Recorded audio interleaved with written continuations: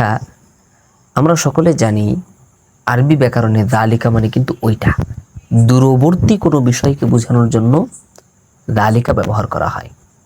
অথচ কোরআন তো আমাদের সামনে আছে, কোরআন তো আমাদের হাতে, কোরআন আমাদের সিনাতে। তাহলে আল্লাহ তাআলা যে বললেন ওই কিতাবে কোনো সন্দেহ নাই, সেইটা আবার কোনটা? এটা তো এখানেই আছে, হাযাল কিতাবুল লা রাইবা ফি।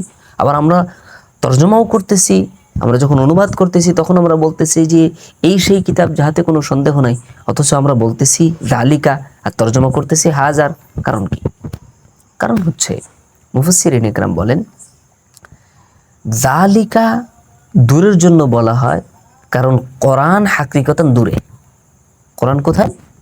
বাল হুয়া কুরআনুম মাজিদ ফি লাওহিম মাহফুজ। কোরআন লৌহে মাহফুজে। কোরআন যেহেতু লৌহে মাহফুজে, তাহলে আমাদেরকে যালিকা বলে বললো যে লা রাইবা ফি, তাহলে আমরা পড়তেছি কি? এটার কি মানা হবে? এটার মানা হবে হলো যে এই সেই কিতাব যাহাতে কোনো সন্দেহ নাই, কিন্তু শর্ত আছে এই কিতাবটা কারোর দ্বারা কেউ ছাপাখানাওয়ালারা একটু চেঞ্জ করে দিল, সেই কিতাবকে আল্লাহ তাআলা চ্যালেঞ্জ করছেন না। আল্লাহ তাআলা বলতেছেন যালিকাল কিতাব লা রাইবা ফি, ওই কিতাবের মধ্যে কোনো সন্দেহ নাই যে কিতাব লৌহে মাহফুজে আছে। ওই কিতাবে কোনো সন্দেহ নাই যে কিতাব লৌহে মাহফুজ থেকে হযরত জিবরিল নিয়ে আসছেন। ওই কিতাবে কোনো সন্দেহ নাই যে কিতাব জিবরিল আমিন পৃথিবীতে নিয়ে আসছেন। ওই কিতাবে কোনো সন্দেহ নাই যে কিতাব রাসূলুল্লাহর সিনা মুবারক আল্লাহ তাআলা জমায়ে দিয়েছেন, ইন্না আলাইনা জামাহু ওয়া কুরআনা। ওই কিতাবে কোনো সন্দেহ নাই, ওই কিতাবে কোনো সন্দেহ নাই যে কিতাব আল্লাহ রাসূল সাল্লাল্লাহু আলাইহি ওয়াসাল্লাম থেকে সাহাবীরা নিছেন। ওই কিতাবে কোনো সন্দেহ নাই যে কিতাব সাহাবীরা পরবর্তী জামানা পর্যন্ত, জামানাদার জামানা, প্রজন্মের পর প্রজন্ম ধরে পাস করে আসছেন। ওই কিতাবে কোনো সন্দেহ নাই।